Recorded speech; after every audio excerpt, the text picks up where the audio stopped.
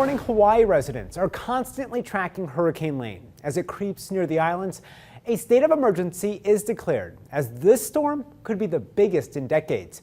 CBS 2's Lauren Clark tells us what conditions are expected to look like.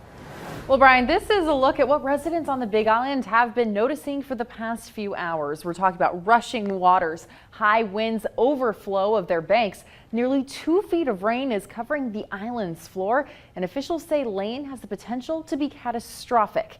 Now, they say they're concerned about flooding, landslides, and damage to infrastructure. While the Category 3 storm isn't expected to strike the islands directly, it is expected, though, to cause damage. Now, the current winds are sustained at 120 miles per hour. Meanwhile, airlines are canceling flights into and out of Hawaii. But for tourists who are already in the islands, the president of Hawaii Tourism Authority says hotels and supplies have food and necessary items there. Several resorts have put up sandbags too in preparation for the winds and high water.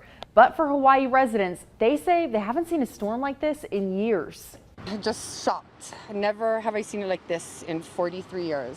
Right, babe? I mean, we used to run around this park as little kids, and now it's a raging river. Now, emergency crews have already rescued 5 California tourists from a home they were renting in Hilo. This was after a nearby gulch overflowed and then flooded. First responders are on high alert as the storm moves closer. We'll be sure to give you an updated information about Lane and its impact. Reporting live here in the studio, Lauren Clark, CBS 2 News. While Hurricane Lane is not expected to strike the islands directly, officials continue to warn of the dangerous winds and heavy rainfall to be brought in by the storm. For a closer look at how it's moving, we'll send it over to meteorologist Nate Larson. Thank you, Brian. Yeah, good morning. It's a slow-moving storm system as far as its northward trajectory at just 5 miles per hour.